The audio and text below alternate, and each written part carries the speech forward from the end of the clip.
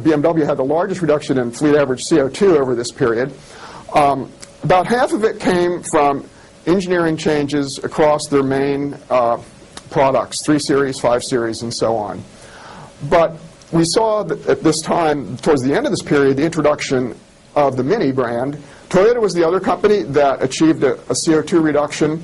They had significant improvements in their car efficiency over this period. Up until 2005, there was more gain in fleet efficiency coming from, say, the Corolla, high-volume product, than the Prius. Toyota trucks improved efficiency 5%, but then the bottom line there, they were held to a 3% overall impact because of that car-truck shift. I think we're going to be in a situation where, you know, many promising options, lots of volume in terms of the chatter level, a change in infrastructure involved, like all electrics or plug-in hybrids, that sort of thing, fuel cells.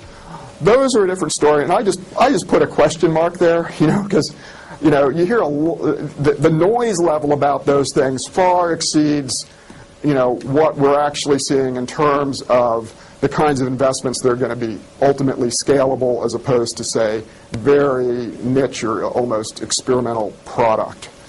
Platform efficiency underpins it all.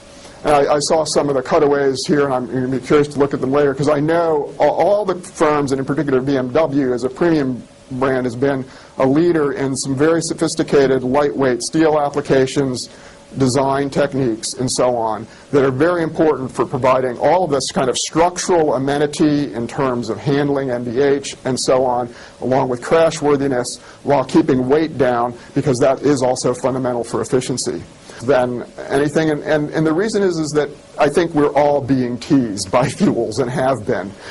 People want simplicity. We're used to what we have with petroleum hydrocarbons, which are really the best mobile energy carriers yet invented.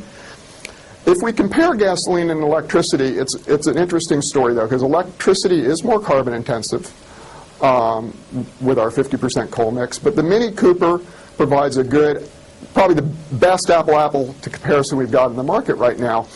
The math is actually pretty straightforward. You know, people hear these eye-popping numbers, Chevy Volt, 230 miles per gallon. Well, there's some funny math in there, and I'm sure some of you guys have written about that. If you keep this on an energy metric basis, it's actually not that complicated. The combined fuel economy number for the gasoline Mini Cooper hardtop, 32 miles per gallon.